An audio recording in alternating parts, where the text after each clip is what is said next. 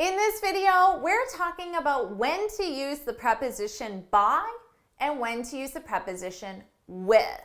Of course, I'm Jennifer from jforrestenglish.com, and this channel is dedicated to helping you sound like a fluent, confident, natural English speaker. Now, before we go any further, make sure you subscribe and hit that bell icon so you're notified every time I post a new lesson. Now, let's dive in with this video.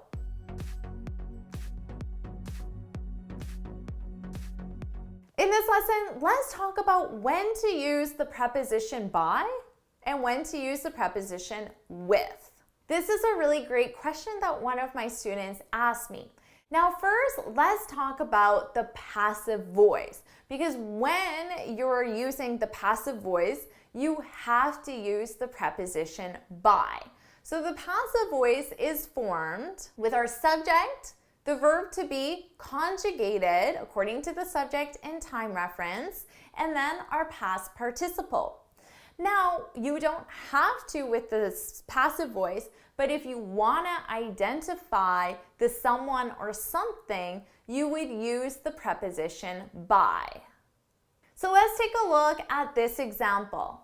The letter surprised me. Now, is this sentence in the active or the passive voice? What do you guys think? Put it in the comments. Active or passive? The letter surprised me. This sentence is active. Now I want you to take it, change it to the passive, and put it in the comments. Make sure you get it in there. It would be, I was surprised by the letter. By the letter. So the passive voice always requires the preposition by when we identify the someone or something that causes that action. Now let's talk about active sentences. When you're using active sentences, you have the choice. You can use by or with. Now we use by when it's followed by a verb. But not just any verb, it's a gerund verb. It's a verb in ing form. So remember, by plus gerund, verb in ing form. And we use with when it's followed by a noun. So by, gerund, with, noun. Noun, of course, would be something or someone. So let's use our verb surprise again. I can say, she surprised me. She surprised me. This is an active sentence. My verb surprise is just being conjugated in the past. She surprised me. Now let's say I want to give more information and I want to identify how. How did she surprise me? So I can continue on with this sentence and I can use by with a gerund. So I just need an action. She surprised me by buying me a new car. That'd be a pretty nice surprise. By buying me a new car. The verb by, of course, needs to be in a gerund. A little weird because by and by sound exactly the same. One's a preposition, one's a verb. She surprised me by buying me a new car. Or maybe she surprised me by cleaning the kitchen. By cleaning the kitchen.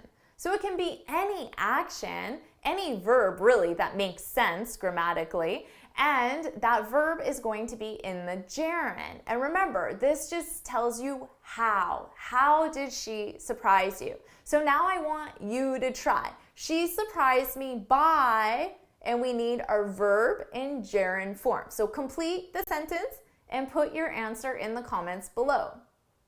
Now let's talk about with. I could also say she surprised me with.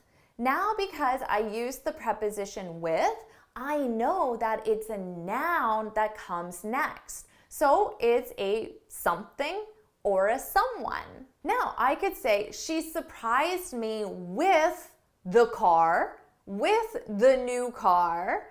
So the action was buying me a new car. That we need the preposition by. She surprised me by buying me a new car. But here, if I just want to talk about the something, I could use the car with. She surprised me with the car. She surprised me with the news. She surprised me with the promotion. So it could be anything. But remember, preposition with, we need a noun, something or someone. So now you try. She surprised me with, and we need a noun. So put your example in the comments, finish the sentence, and put it in the comments. So that's the difference, nice and easy. Just remember, when it's the passive voice, it doesn't matter if it's a verb or a noun, it's always the preposition by. Always. That's the structure of the passive voice. Now, in an active sentence, when you want to give more information about that action, we can use by with a gerund and with a noun. If you found this video helpful, please hit the like button, share it with your friends, and of course, subscribe.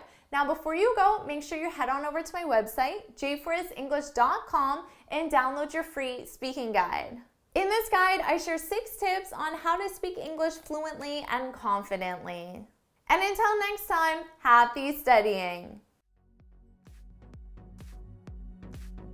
All right, this is a really great difference to know, so make sure you leave your example sentences in the comments. You need to practice this to get comfortable with it, and I can't wait to read your examples. I'll see you in my next video. Bye!